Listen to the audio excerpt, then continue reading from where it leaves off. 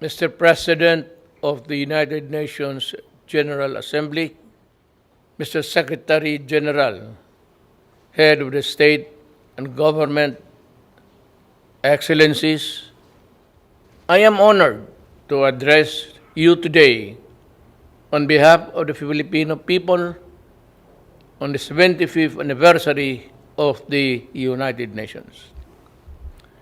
The invisible enemy that is COVID-19 has brought about an unfamiliar global landscape and unleashed a crisis without precedent. It is the biggest test the world and the United Nations face since World War II. While the United Nations has brought relief and hope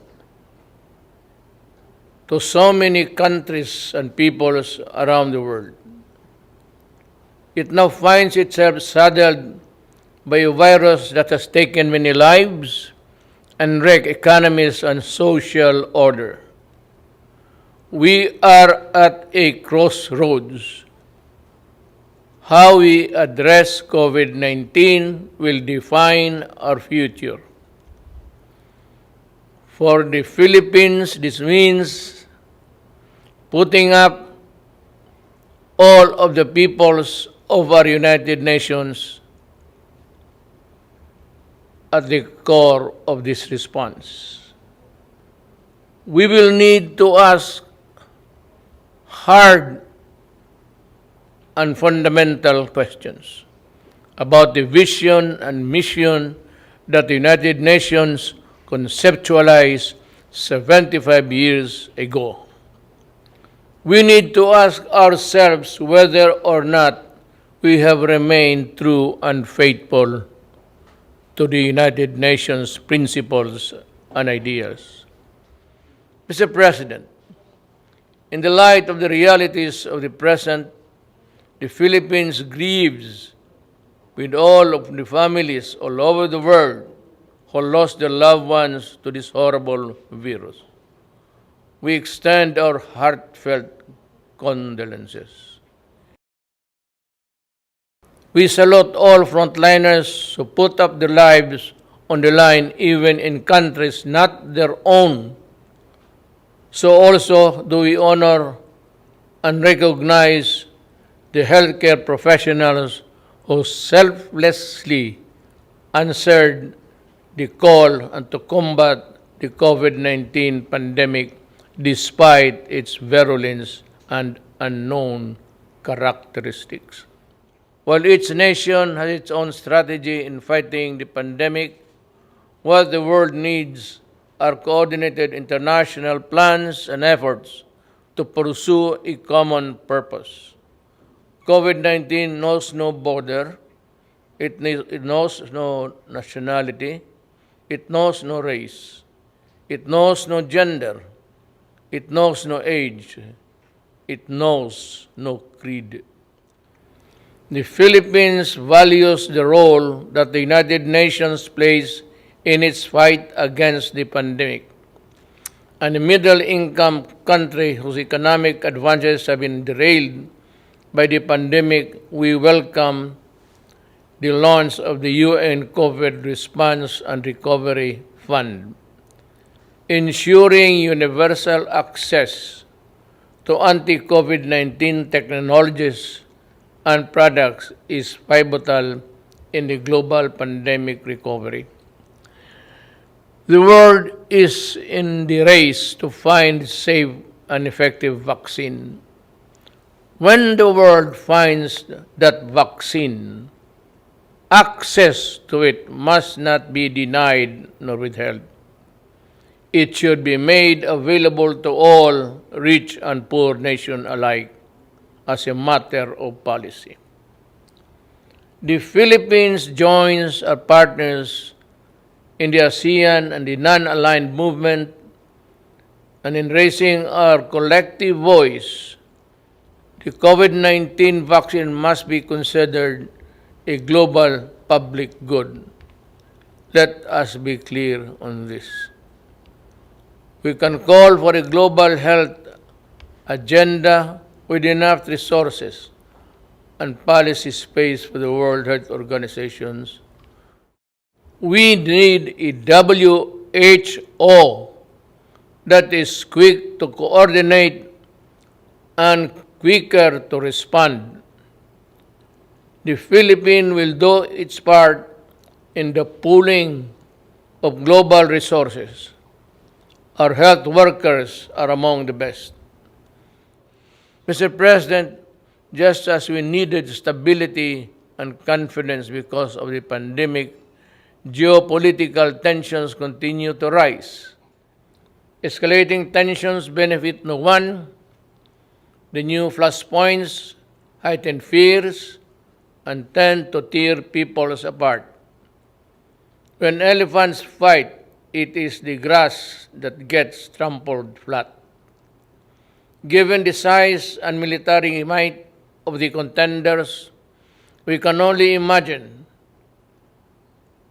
and be aghast at the terrible toll on human life and property that shall be inflicted if the world war deteriorates into a real war of nuclear weapons and missiles.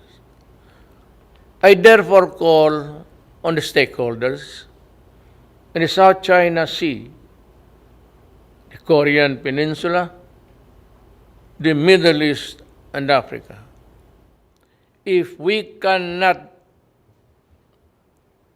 be friends as yet, then in God's name, let us not hate each other too much.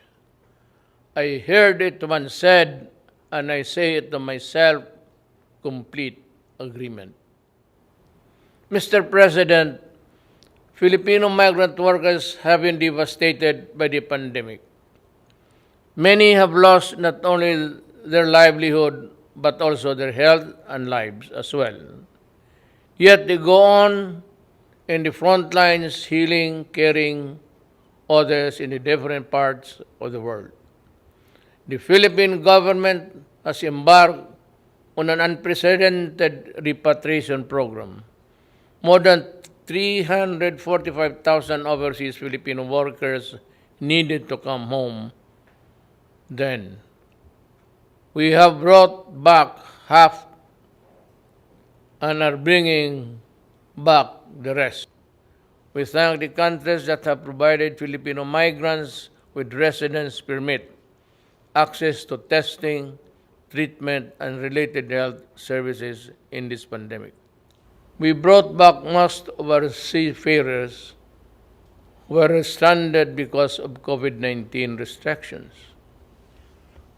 We pioneered with the IMO of the Green Lane for a safe changes of seafaring crews.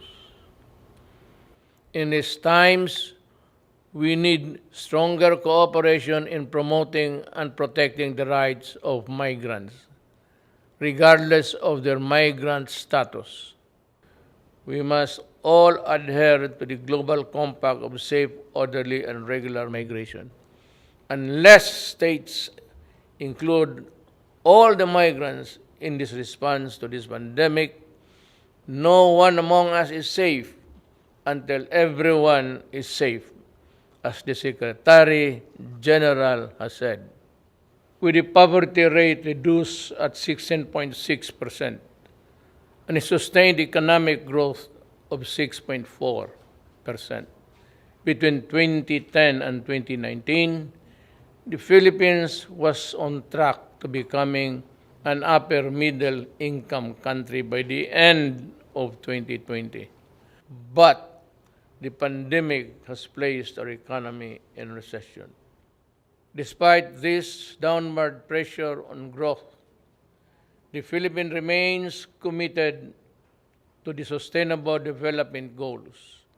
Mr. President, the same urgency needed to fight COVID-19 is needed to address the climate crisis. This is a global challenge that has worsened existing inequalities and vulnerabilities from within and between nations. Climate change has worsened, and the ravages of pandemic. People in the developing countries like the Philippines suffer the most. We cannot afford to suffer more. The Philippines joined the Paris Agreement to fight climate change.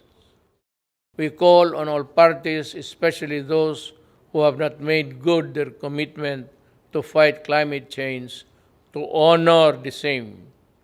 We call on all parties to strengthen communities and peoples for preparedness and resilience. We're talking about mankind and Earth, our one and only home. Mr. President, the Philippines will continue to protect the human rights of its people, especially from the scourge of illegal drugs, criminality, and terrorism. A number of interest groups have weaponized human rights, some well-meaning, others ill-intentioned. They attempt to discredit the functioning institutions and mechanisms of democratic country and a popularly elected government which in its last 2 years still enjoy the same widespread approval and support.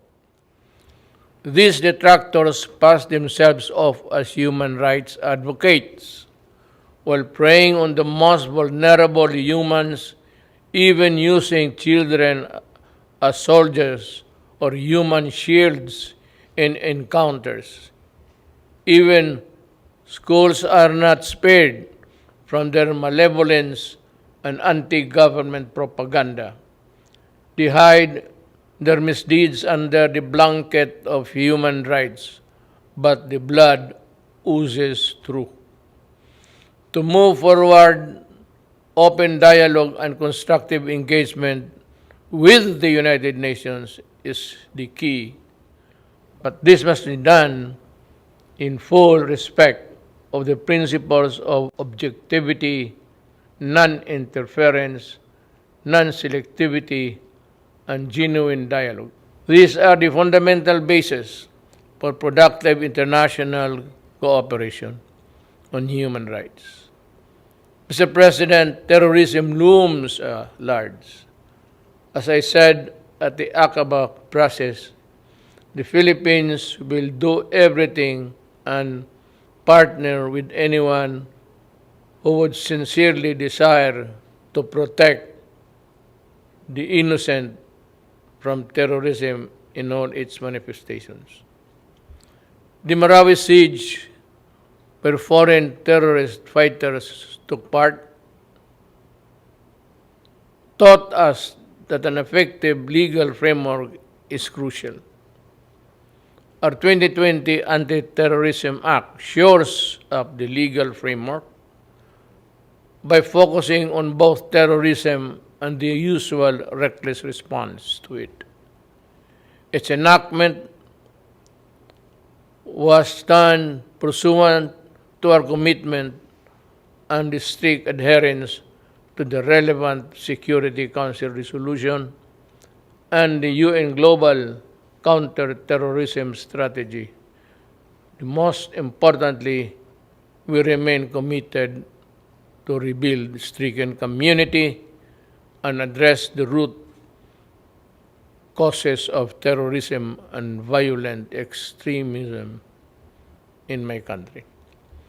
We must remain mindful of our obligation and commitment to the Charter of the United Nations, and as amplified by the 1982 Manila Declaration on the peaceful settlement of international disputes, the Philippines affirms that commitment in the South China Sea in accordance with UNCLOS and the 2016 Arbitral Award.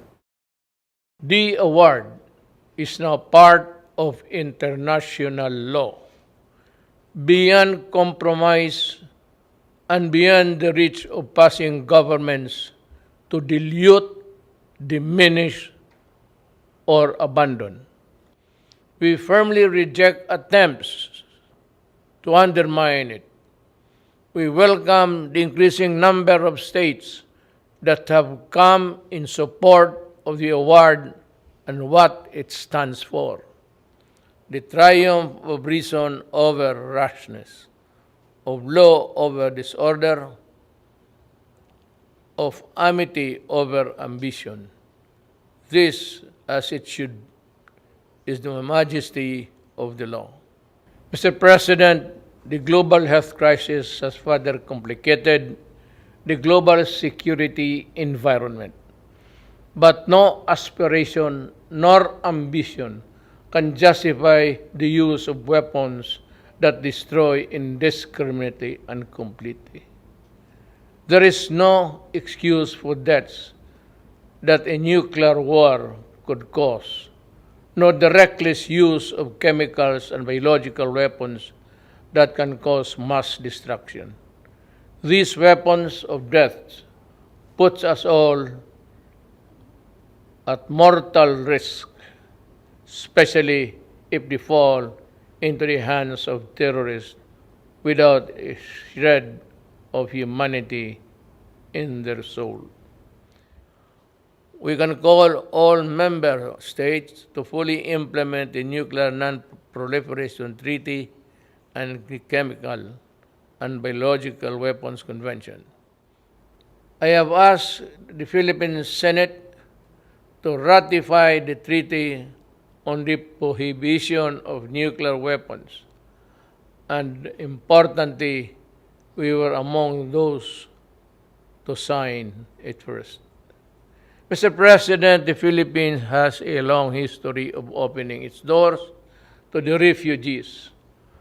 From the White Russians following the 1917 Revolution and the European Jews in the Second World War and the Vietnamese in the late 1960s and the Iranians displaced by the 1979 Revolution, among others. The Philippines continue to honor this humanitarian tradition in accordance with our obligation under the 1951 Convention of the Status of Refugees and the 1967 Protocol. But lest we forget, helping the most vulnerable, those displaced by conflict, persecution, and political instability is a shared responsibility of all countries. As I have said many times, the doors of the Philippines are open, as they have always been, to everyone fleeing for safety, such as the Rohingyas. In the face of mounting refugee crisis worldwide, let us work together towards ending the conflicts and conditions that force people to flee their homes. Mr. President, as our societies become more diverse yet interdependent, social cohesion issues come to the fore. Mutual understanding always accompanied by mutual tolerance between those of different faiths and cultures is the only foundation of societies at peace with itself and all others. Finally, I express gratitude to the gallant peacekeepers, including our own, who advance the cause of peace in the most difficult situations. From the Golan Heights in the Middle East to Liberia in West Africa, Filipino peacekeepers put themselves in the front line between the vulnerable and those who seek harm. We are committed to increasing Philippine footprint in UN peacekeeping operation with increased participation of women. Again, Mr. President, to defeat COVID-19 pandemic and other challenges, we must work with seamless unity, which demands complete mutual trust and the conviction that we will win or lose together. We cannot bring back the dead, but we can spare the living, and we can build back better, healthier, and more prosperous and just societies. To this end, we rededicate ourselves to the multilateralism. The UN remains humanity's essential organization, but it is only as effective as we make it. To make significant changes, we need to be bold. We need the same collective courage that finally made the United Nations a reality 75 years ago. We need to act on long-standing recommendations to improve the Security Council's composition and working together and working methods, to strengthen the role of the General Assembly and to streamline the processes and the operation of the UN. Indeed, to be ready for the new global normal, it cannot be business as usual for the UN. Let us empower the UN, reform it to meet the challenges of today and tomorrow. Let us strengthen it so it can fully deliver its mandate to maintain peace and security, uphold justice and human rights, and promote freedom and social progress for all. After all, we are the United Nations. Thank you.